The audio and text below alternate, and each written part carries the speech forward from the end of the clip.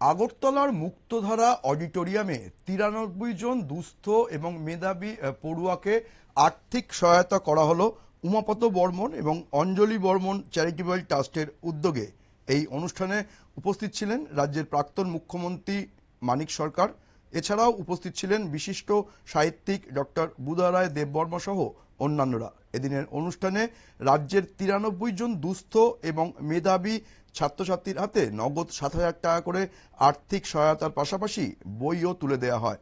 শিক্ষার্থীদের পড়াশোনায় সহায়তা করানোর জন্যই এই উদ্যোগ নেওয়া হয়েছে বলে জানা গেছে।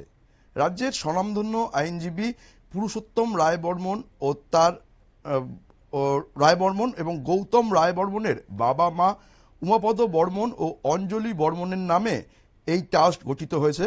তাদের স্মৃতিকে সামনে রেখেই ট্রাস্টের পক্ষ থেকে দুস্থ ও মেধাবী ছাত্রছাত্রীদের পাশে দাঁড়ানোর জন্যই এই উদ্যোগ অন্যান্য বছরের মতোই নেওয়া হয়েছে বলেই জানা গেছে।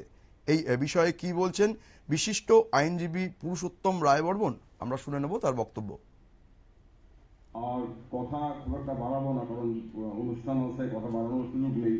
তবে একটা কথা বলা প্রয়োজন যে আমরা কেন অনুষ্ঠানটা করি। আমাদের মধ্যে প্রশ্ন সবাইকে জড়ো করে, এটা কি নিজেদের বিজ্ঞাপন করা নয়? আর নিজেদের বিজ্ঞাপন করা নয়, আমরা মনে করি এই যে ছেলে মেয়েরা এই প্রতিকূল পরিস্থিতির মধ্যে দাঁড়িয়ে লড়াই করছে, হার মানছে না, তাদের লড়াইয়ের উদযাপন হচ্ছে অনুষ্ঠানটা। এই যে তাদের যে হার মানা লড়াই, তারা দারিদ্রতার বিরুদ্ধে, বিভিন্ন সামাজিক বাধা বিপত্তির বিরুদ্ধে লড়াই করে, মাথা উঁচু করে পড়াশোনা করতে চেষ্টা চালিয়ে যাচ্ছে অদ্যম ইচ্ছাশক্তি নিয়ে, একে উদযাপন করার জন্য অনুষ্ঠানটার বোধহয় প্রয়োজন আছে। আমাদের মধ্যে অনেক প্রশ্ন হয়, এইভাবে অনুষ্ঠান না করলেও তো হয়, আমরা ইচ্ছে করলে।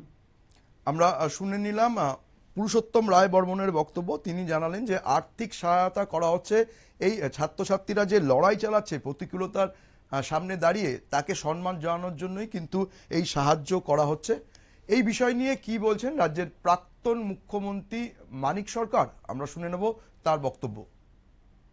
তাহলে এই পরিস্থিতি চলবে, আমরা চলতে দিতে পারি? পুরুষোত্তম রায় বর্মনরা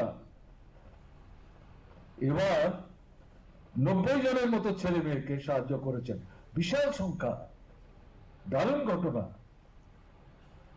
তাদেরকে সহায়তা করার প্রশ্নে পাশে দাঁড়িয়ে আরো